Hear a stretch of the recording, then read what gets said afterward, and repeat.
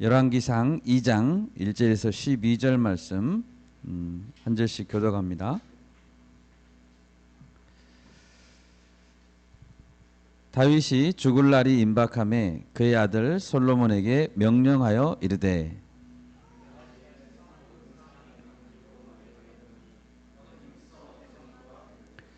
네 하나님 여호와의 명령을 지켜 그 길로 행하여 그 법률과 계명과 율례와 증거를 모세의 율법에 기록된 대로 지키라. 그리하면 내가 무엇을 하든지 어디로 가든지 형통할지라.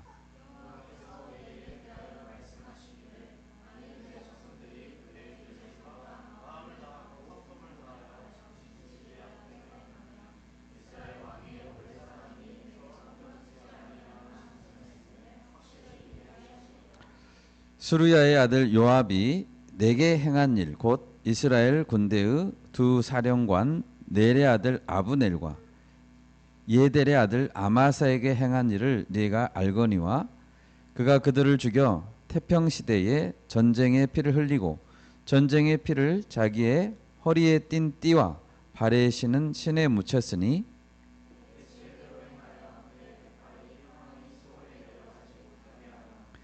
마땅히 길르앗 바르실레의 아들들에게 은총을 베풀어 그들이 네 상에서 먹는 자 중에 참여하게 하라.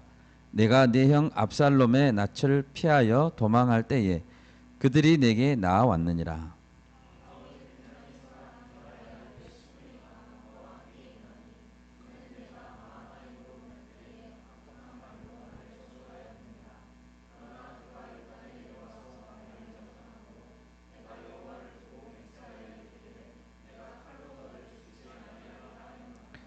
그러나 그를 무죄한 자로 여기지 말지어다. 너는 지혜 있는 사람이므로 그에게 행할 일을 알지니 그의 백발이 피 가운데 수월에 내려가게 하라.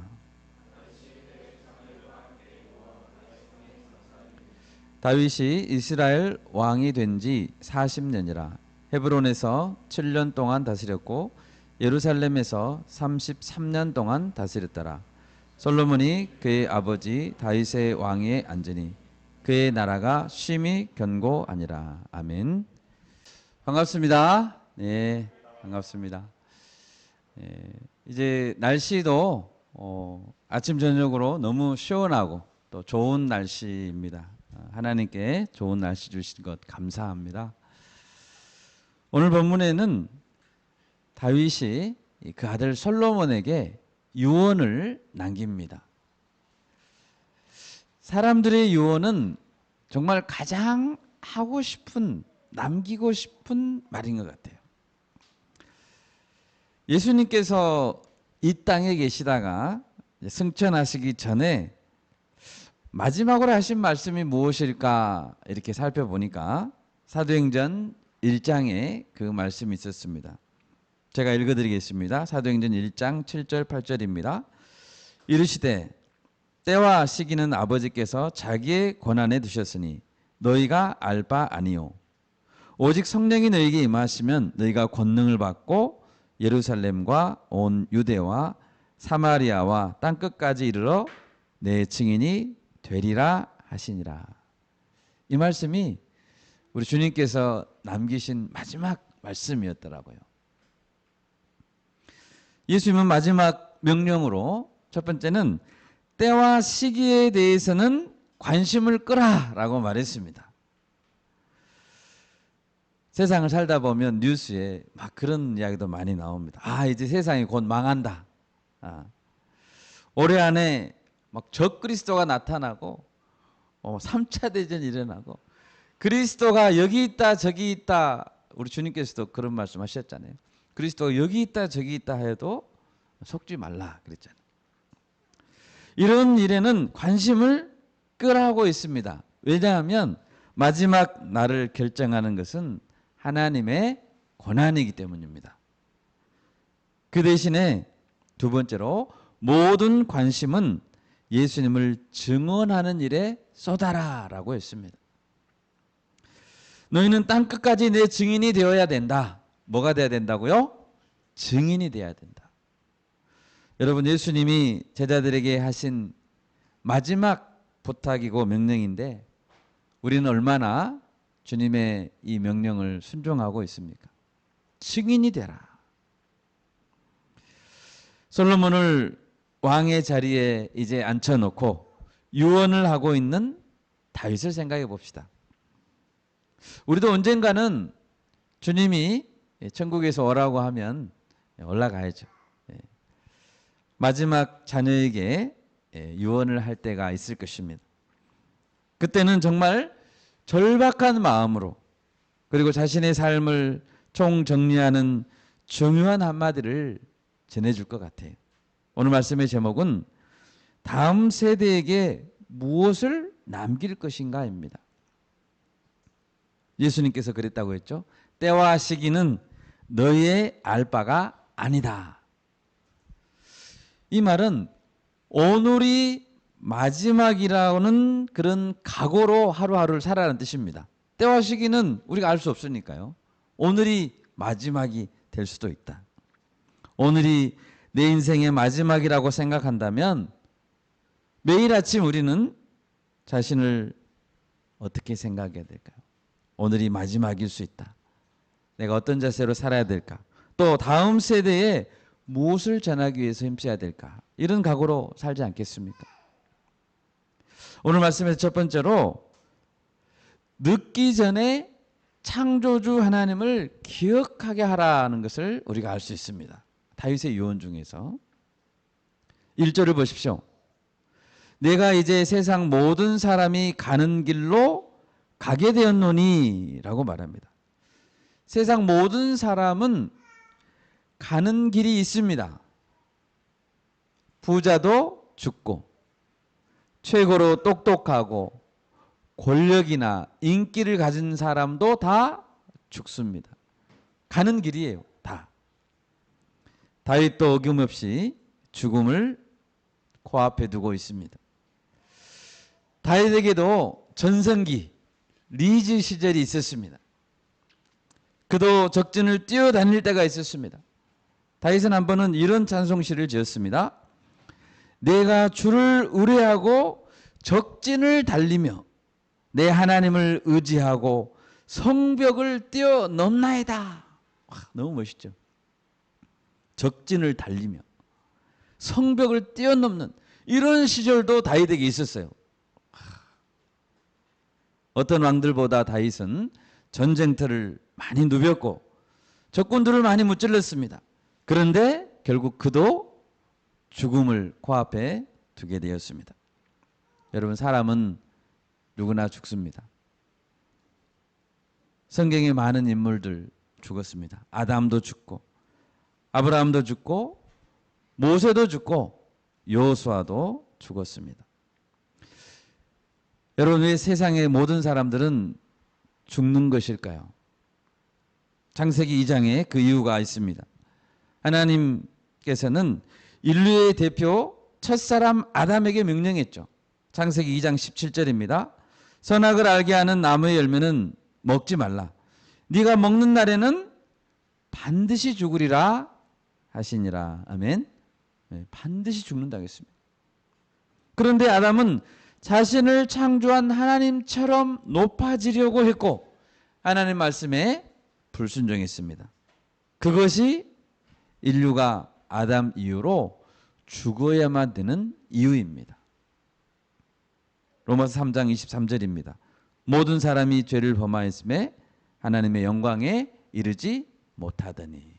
모든 사람입니다. 한 사람도 예외가 없습니다.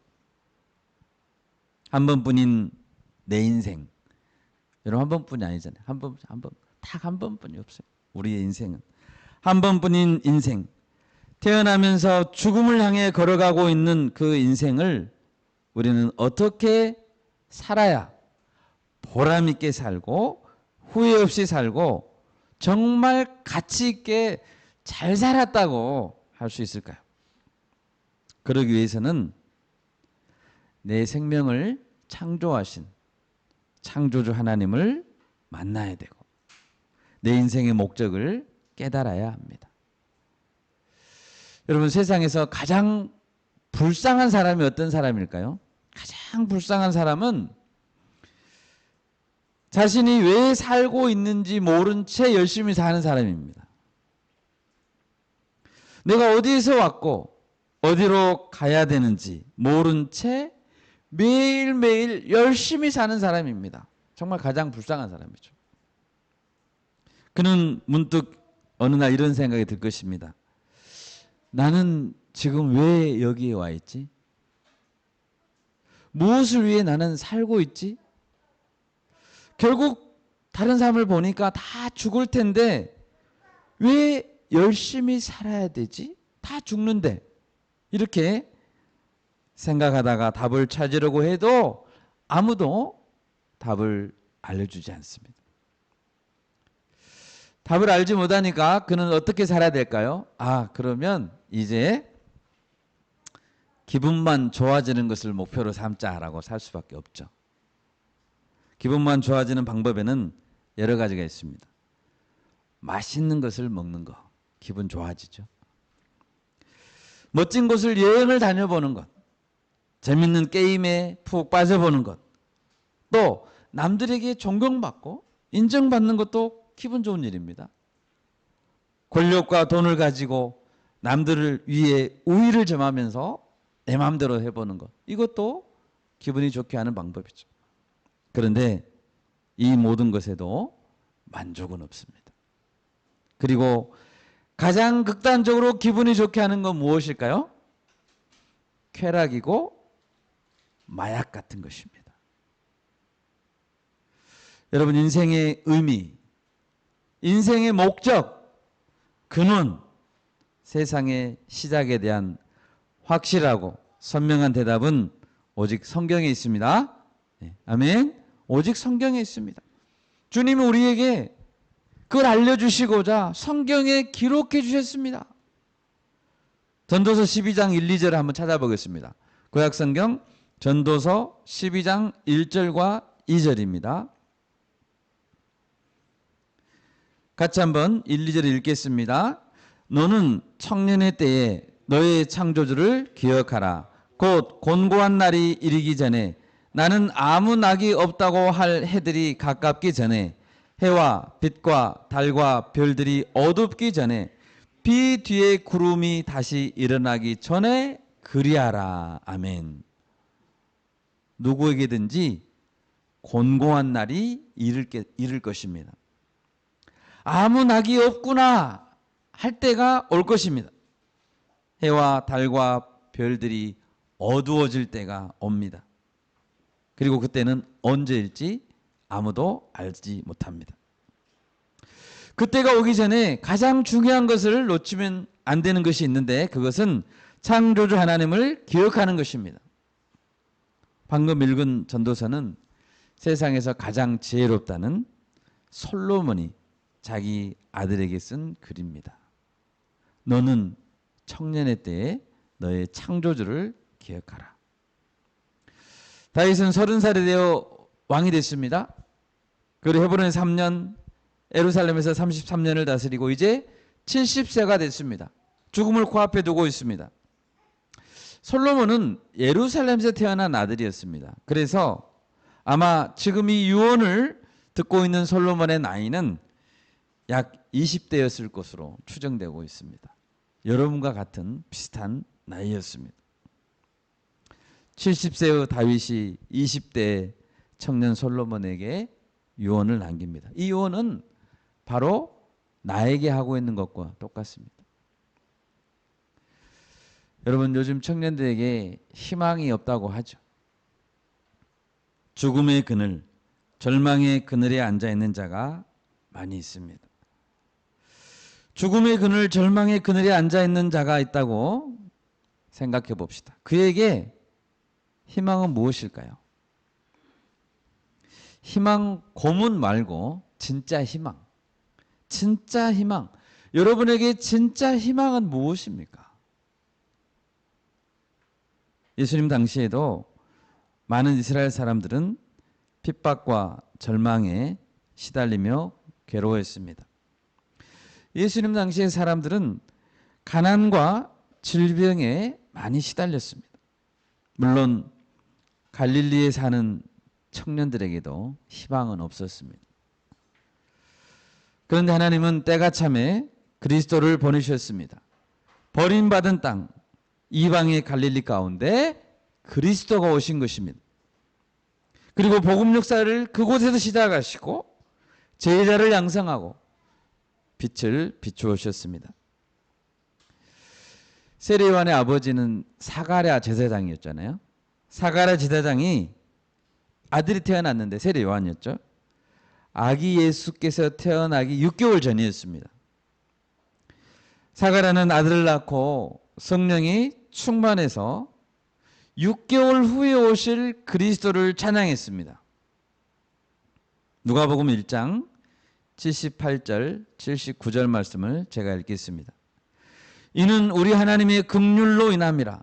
이로써 돋는 해가 위로부터 우리에게 임하여 어둠과 죽음의 그늘에 앉은 자에게 비치고 우리 발을 평강의 길로 인도하시리로다 하니라. 아멘.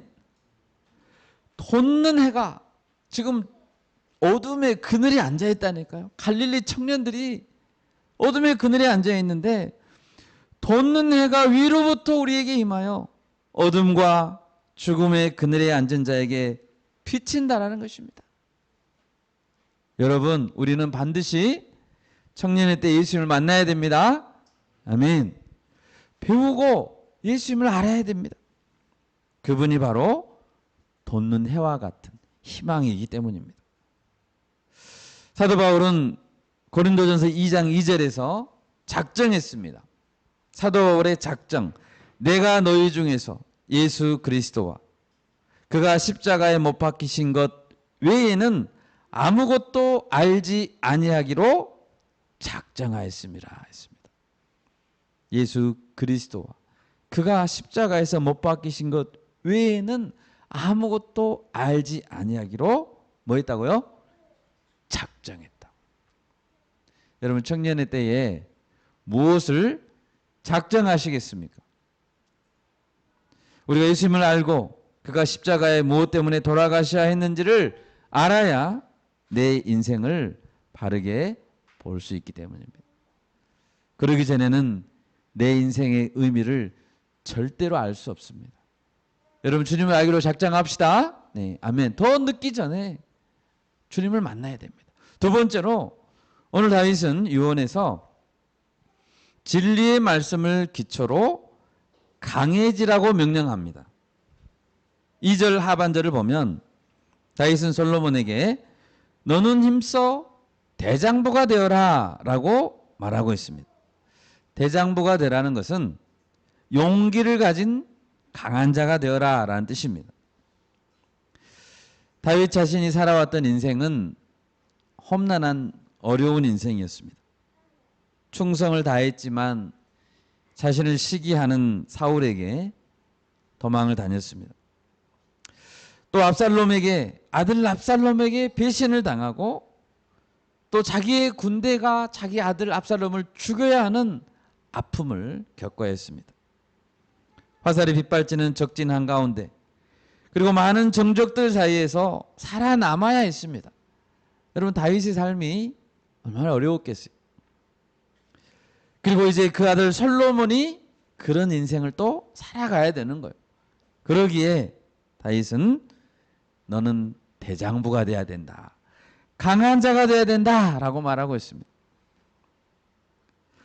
사도 바울이 자기의 영적인 아들이 디모데라고 있었습니다. 디모데에게 유언과 같은 디모데 후서를 기록했습니다. 우리 다 같이 디모데 후서 4장을 한번 찾아보겠습니다.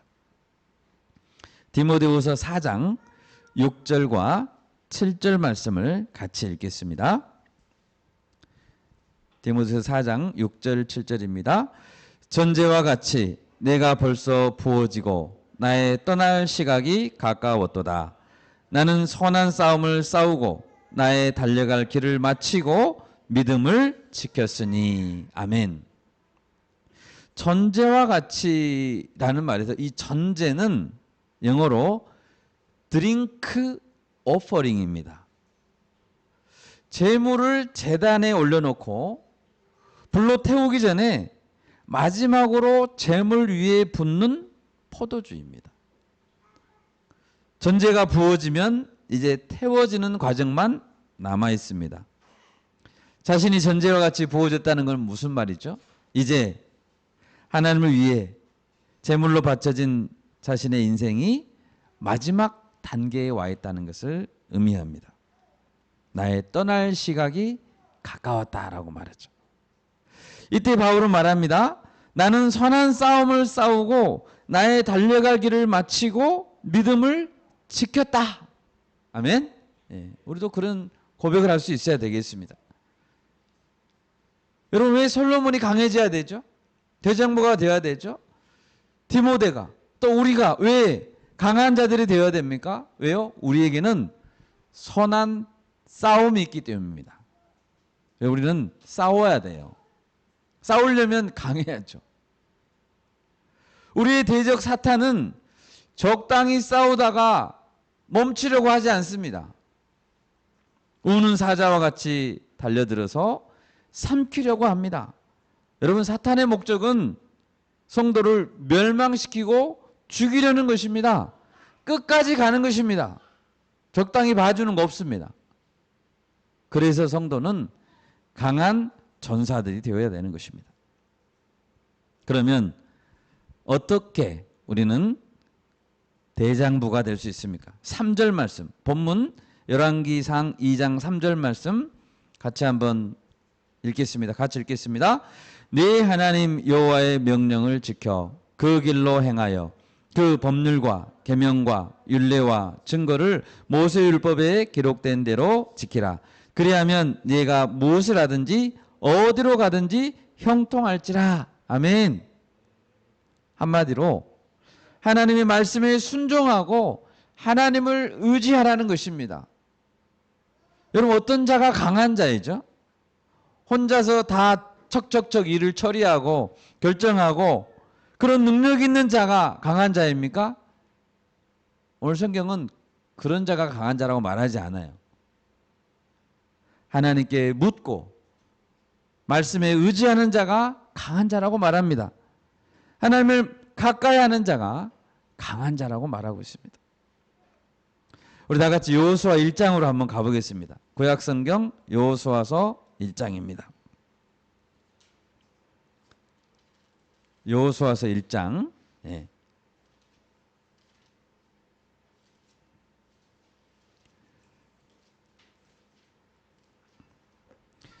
(3절부터) (6절까지) 말씀 한번 한 목소리로 읽겠습니다. 여호수아 1장 3절에서 6절입니다.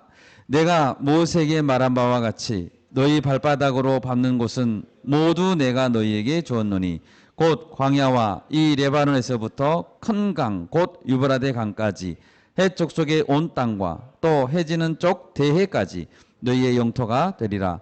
네 평생에 너를 능히 대적할 자가 없으리니 내가 모세와 함께 있었던 것 같이 너와 함께 있을 것임이니라.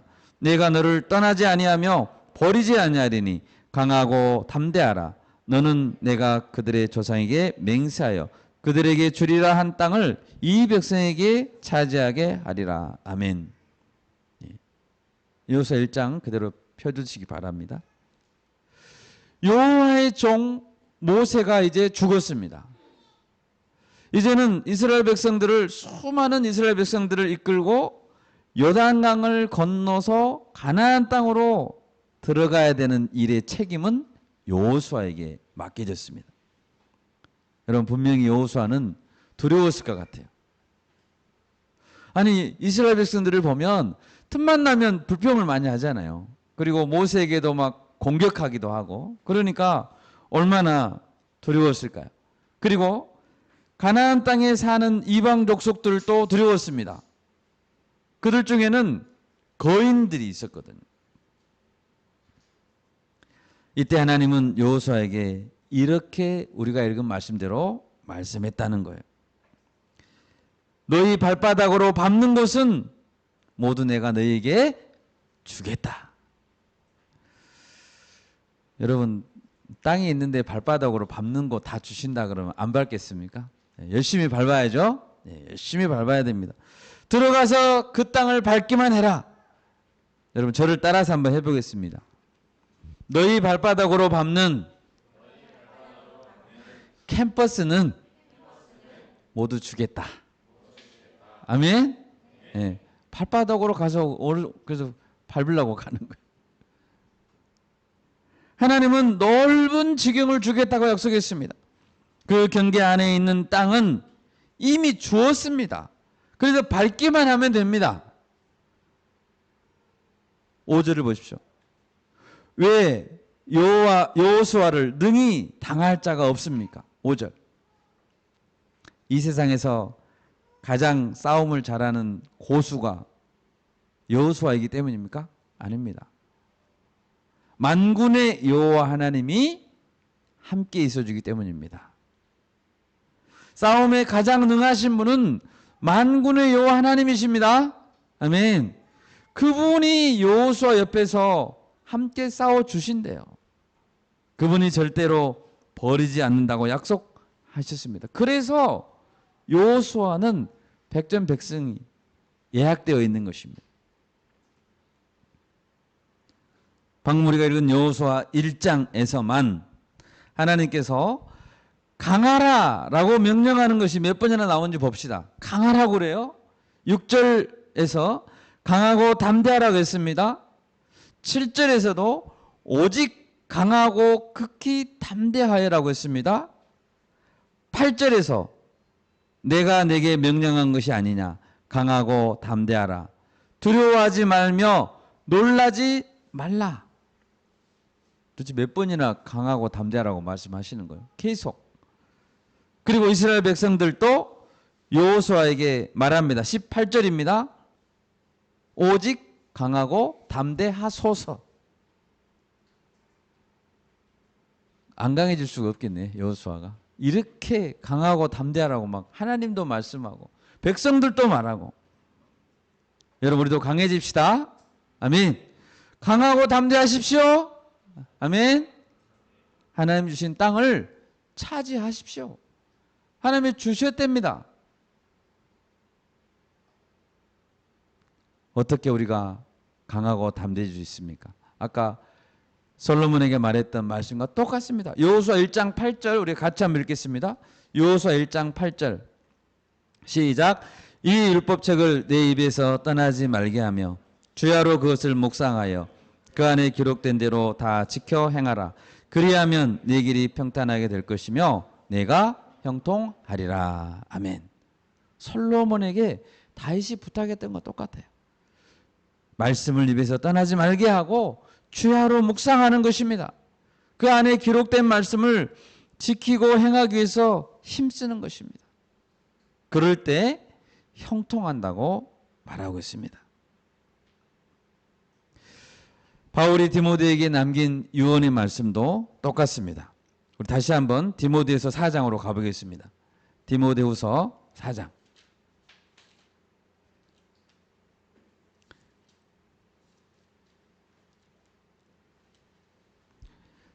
1절에서 5절까지 말씀 우리 한 목소리로 한번 읽겠습니다. 디모데후서 4장 1절에서 5절입니다. 하나님 앞과 살아있는 자와 죽은 자를 심판하실 그리스도 예수 앞에서 그가 나타나실 것과 그의 나라를 두고 엄히 명하노니 너는 말씀을 전파하라. 때를 얻든지 못 얻든지 항상 힘쓰라. 범사에 오래 참음과 가르침으로 경책하며 경계하며 권하라. 때가 이르리니 사람이 바른 교훈을 받지 아니하며 귀가 가려워서 자기의 사욕을 따를 스승을 많이 두고 또 그 길을 진리에서 돌이켜 허탄한 이야기를 따르리라. 그러나 너는 모든 일에 신중하여 고난을 받으며 전도자의 일을 하며 내 직무를 다하라. 아멘. 바울은 하나님과 예수 그리스도 앞에서 가장 높은 레벨로, 최고의 레벨로 엄중하게 말했습니다. 하나님 앞과 예수 그리스도 앞에서 명하니까 얼마나 강한 명령이에요. 너는 말씀을 전파하라. 때를 얻든지 못 얻든지 항상 힘쓰라. 범사에 오래 참음과 가르침으로 경책하며 경계하며 권하라. 이 디모데후서 4장 2절을 현대인의 성경에서는 이렇게 번역했습니다. 그대는 어떤 형편에서든지 항상 말씀을 전하시오. 끝까지 참고 가르치면서 사람들을 책망하고 꾸짖어 올바로 살도록 권하시오. 올바로 살게 하려면 어떻게 해야 된다고요? 가르치면서 책망하고 꾸짖어야 된대요. 왜요? 사람들은 바르게 살지 않기 때문에요. 그냥 가만히 놔두면 저절로 바르게 사는 사람은 한 명도 없습니다. 그래서 끝까지 참으면서 가르쳐라는 거예요. 가르치기가 어려우니까 참으면서 가르치래. 꼭 참으면서 가르치면서 책망하고 꾸짖고 올바로 살도록 권해야 되는 거예요. 여러분, 디모데가 평생 해야 될 일, 또 우리가 평생 해야 될 일은 무엇입니까? 하나님이 주신 엄중한 사명은 무엇입니까? 그것은 생명의 말씀을 전하는 것입니다. 그리고 그것을 가르치는 것입니다. 참고 가르치는 것입니다. 책망하고 때로는 훈계하고 올바로 살아라 권해야 됩니다. 이보다 더 중요한 일은 없습니다. 오늘 설교 말씀의 제목은 다음 세대에 무엇을 남길 것인가요? 다음 세대가 살아야 될 환경은 지금보다 훨씬 더 대적들이 많을 것이고 더 어려울 것입니다. 사람들은 점점점 더 바른 교훈을 받지 않을 것입니다. 귀가 가려워서 듣고 싶은 것만, 달콤한 것만 원할 것입니다. 마음에 맞는 교사들, 자기 마음에 맞는 교사들, 그런 지도자들을 세울 것입니다. 바른 교훈을 전하는 교사가 아니라 자기 마음에 맞는 교사들을 따른다니까요. 교사가 아니지요. 내 마음에 맞는 사람인데. 그리고 진리에는 관심이 없고 꾸미는 이야기들을 따라갈 것입니다. 진리가 조금 부족하면 어때? 라고 생각한다는 거예요. 진리에 조금 어긋나면 어때? 대부분은 괜찮은 말인데 우리가 알아서 걸러서 듣자. 그 말 중에 쓸만한 이야기도 조금 있는데 여러분, 예수님은 마가복음 8장 15절에서 제자들에게 경고했습니다. 예수께서 경고하여 이르시되 삼가 바리새인들의 누룩과 헤롯의 누룩을 주의하라 했습니다. 바리새인의 누룩이 무엇이었을까요? 그것은 위선적이고 왜곡된 신앙이었습니다. 헤롯의 누룩은 무엇이었을까요? 세속적인 신앙이죠. 이런 누룩 같은 것들이 한국 교회 안에 스며들고 있습니다. 이미 스며들었죠. 여러분, 누룩은 아주 소량입니다. 누룩은 눈에 보이지 않습니다. 그러나 전체 반죽을 누룩이 원하는 대로 변형시킬 것입니다. 그래서 바리새인의 누룩과 헤롯의 누룩을 주의하라고 말씀하신 것입니다. 우리 사사기 2장을 한번 찾아보겠습니다. 구약성경 사사기 2장입니다. 사사기 2장 8절에서 10절 말씀 같이 한번 찾아보겠습니다. 8절에서 10절 한 목소리로 읽겠습니다. 여호와의 종 눈의 아들 여호수아가 110세에 죽음에 무리가 그의 기업의 경내 에브라임 산지 가스산 북쪽 딥낫 헤레스에 장사하였고 그 세대의 사람도 다 그 조상들에게로 돌아갔고 그 후에 일어난 다른 세대는 여호와를 알지 못하며 여호와께서 이스라엘을 위하여 행하신 일도 알지 못하였더라. 여호수아가 110세에 죽었습니다. 여호수아와 활동했던 그 시대의 세대도 다 죽었습니다.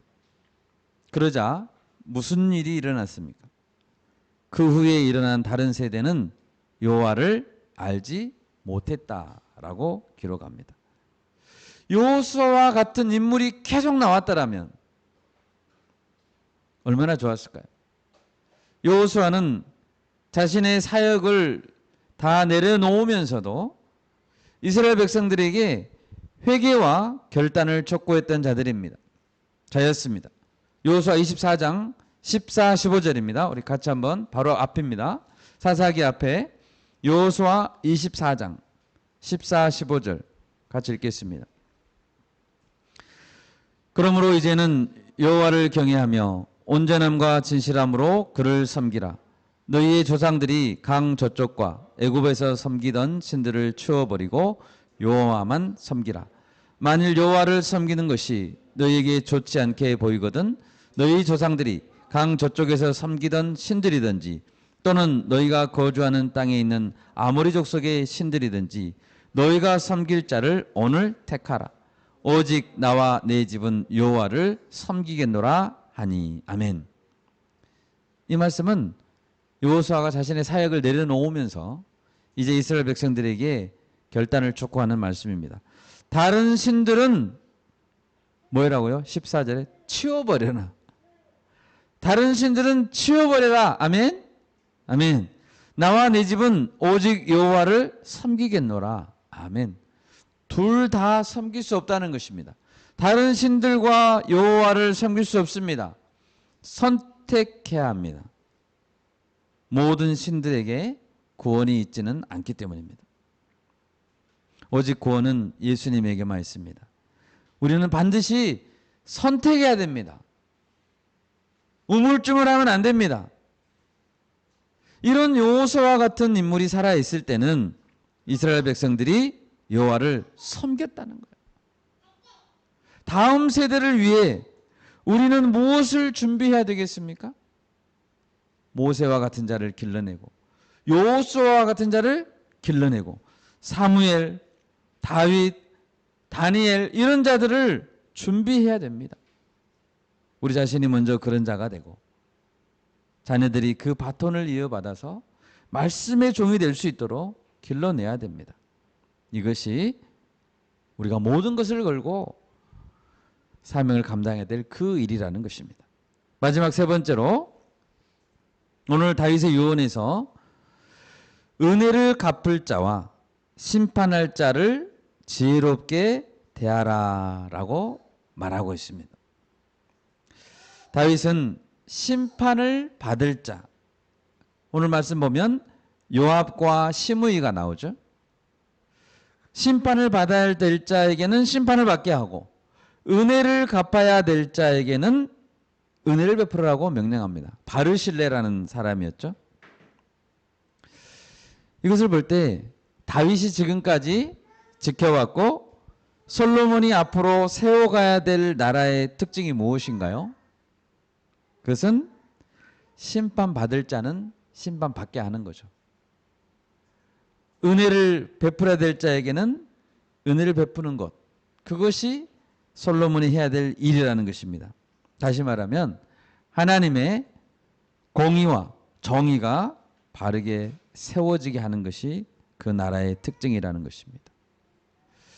여러분, 요압은 어떤 자였습니까? 요압은 다윗의 군대 장관이었습니다. 대부분 다윗에게 충성했습니다. 그런데 다윗이 허락하지 않았는데도 두 사람을 죽였습니다. 오늘 보면 아브넬을 죽였고요. 아마사라는 사람을 죽였습니다. 그리고 아도니아의 반역에 동참했습니다. 아브넬은 다윗을 죽이려고 했던 사울 왕의 군대 장관이었습니다.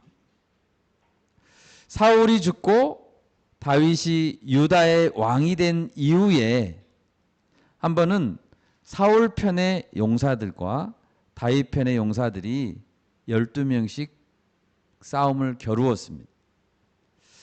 단순히 겨루려고만 했는데 싸움이 격해져서 아브넬이 후퇴를 하기 시작했습니다. 그런데 이 후퇴하는 아브넬을 요압의 동생이 추격했습니다. 아사엘이라는 사람이었습니다. 아브넬이 아사엘에게 나를 따라오지 마라, 추격하지 마라고 했는데 아사엘이 계속 추격했어요. 그러자 아브넬은 아사엘을 죽일 수밖에 없었습니다. 요압의 동생이 죽은 것이죠. 이 사건을 요압은 마음에 두었습니다. 그리고 개인적인 감정을 다스리지 못하고 나중에 동생의 복수를 하고 말았습니다. 아마사는 어떤 인물이었습니까? 아마사는 다윗의 아들 압살롬의 군대 장관이었습니다. 압살롬의 반역 군대가 다 진압되고 난 다음에 아마사가 다윗의 휘하에 다시 들어왔습니다. 다윗은 아마사에게 자리를 주고 선대했습니다. 그런데 요압은 이 아마사도 비열한 방법으로 죽이고 말았습니다. 아브넬과 아마사, 요압이 다윗의 허락 없이 죽인 거예요. 시므이는 어떤 자였습니까? 시므이는 다윗이 압살롬을 피해서 예루살렘을 떠날 때 다윗과 그 부하들을 향해서 욕을 하고 먼지를 날리고 돌을 던졌던 그런 자였습니다. 다윗은 압살롬이 죽은 후에 예루살렘에 돌아왔습니다. 이때 시므이가 다윗에게 잘못했습니다, 용서해 주십시오 라고 빌자 용서해 주었습니다. 그런데 다윗이 용서한 것은 시므이가 베냐민 지파였는데요, 베냐민 지파 내에 큰 세력을 가지고 있었습니다. 근데 베냐민 지파와 다윗의 유다 지파가 서로 연합해야 될 그러한 정치적인 상황이었기 때문에 시므이를 정치적인 이유로 죽이지 않은 것이죠. 그런데 시므이는 기회주의자였잖아요. 그래서 반드시 죽었어야 할 자였습니다. 본문 9절 말씀을 보십시오. 본문 9절입니다. 그러나 그를 무죄한 자로 여기지 말지어다. 너는 지혜 있는 사람이므로 그에게 행할 일을 알지니 그의 백발이 피 가운데 수월에 내려가게 하라 라고 시므이를 언젠가는 심판할 것을 명령했죠. 반면에 은혜를 베풀 자가 있었습니다. 바르실레라는 자였습니다. 사무엘하 17장을 한번 보겠습니다. 사무엘하 17장 말씀 같이 한번 찾아보겠습니다. 사무엘하 17장 28절 29절입니다. 같이 한번 읽겠습니다. 시작. 침상과 대야와 질그릇과 밀과 보리와 밀가루와 볶은 곡식과 콩과 팥과 볶은 녹두와 꿀과 버터와 양과 치즈를 가져다가 다윗과 그와 함께한 백성에게 먹게 하였으니 이는 그들 생각에 백성이 들에서 시장하고 고나고 목마르겠다 함이더라. 아멘. 이것은 바르실레가 도망하고 있는 다윗과 그 일행들을 정성껏 도와준 내용입니다. 이 말씀 보면 침상과 대야를 내어주었습니다. 질그릇도 내어주었습니다. 그것은 그들이 편히 쉴 수 있는 침구류, 요리할 수 있는 취사도구도 주었고요. 계속 열거되고 있는 음식 재료들도 다양하게 풍성하게 제공했다는 것이죠. 다윗의 일행들이 광야를 걸어오느라고 지치고 피곤하고 목마르고 배고플 것이라는 것을 생각하고 바르실레가 도와줬던 것입니다. 여러분, 저는 바르실레를 보면서 진정한 친구란 어떤 자인가 생각해 봤습니다. 진정한 친구는 도망자 신세일 때, 힘이 없을 때, 지쳐 있을 때, 친구들이 다 떠났을 때 끝까지 돕는 자가 진정한 친구입니다. 바르실레는 예수님의 마음을 가진 자였죠. 그래서 다윗은 바르실레에게 은혜를 베풀기를 원했습니다. 그리고 바르실레의 아들들이 솔로몬의 먹는 상에서 같이 먹을 수 있도록 그렇게 조처한 것입니다. 그런데 마지막으로 여기서 한 가지 더 살펴봐야 될 것이 있습니다. 악인을 심판하고 선인을 은혜를 갚으려고 할 때 지혜롭게 해야 한다고 말하고 있습니다. 오늘 6절 말씀에서 요압에게 대할 때 지혜롭게 행하라고 그렇게 말하고 있죠. 또 9절에서도 시므이에게 대할 때 너는 지혜 있는 사람이므로 그에게 행할 일을 알지니라고 말합니다. 지혜롭게 행하라는 거죠. 요압과 시므이가 악한 죄인이죠. 그러면 당장에 죽여도 되나요? 악하니까 너 죽어. 당장에 쳐 죽이지 말라는 것이죠. 어떻게 심판해야 됩니까? 지혜롭게. 우리는 하나님께서 선악간에 반드시 심판하실 것을 믿습니다. 네, 아멘. 반드시 하나님은 선악간에 심판하실 것입니다. 그런데 심판의 방법과 시기는 하나님의 지혜에 달려 있습니다. 하나님께서 정하실 것입니다. 그래서 우리는 원수 갚는 것을 오직 하나님께 맡겨야 되는 것입니다. 이제 말씀을 맺고자 합니다. 여러분, 우리는 다음 세대에 무엇을 남겨야 됩니까?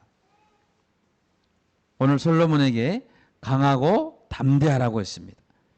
주의 말씀을 붙들고 순종하기 위해서 힘써라 라고 가르쳤습니다. 또 선악간에 반드시 심판하신 하나님을 믿고 선한 일을 행하고 심판해야 될 자는 지혜롭게 심판하고 은혜를 베풀 자에게도 지혜롭게 은혜를 베풀으라고 말했습니다. 여러분, 이것이 오늘 우리가 우리 자신에게 다짐해야 될 일이고 다음 세대에게 가르쳐야 될 일입니다. 특별히 오늘 말씀에서 다음 세대를 길러내라 라는 말씀을 잘 새기기를 원합니다. 여호수아 같은 자가 살아있을 때는 그들이 하나님을 섬겼다라고 했잖아요. 그럼 우리가 계속해서 여호수아 같은 말씀의 종들을 길러내면 됩니다. 이 시대에 그런 자가 소망이라는 것이죠. 이 말씀 잘 새기고 또 한 주 동안도 승리할 수 있기를 바랍니다. 네, 아멘.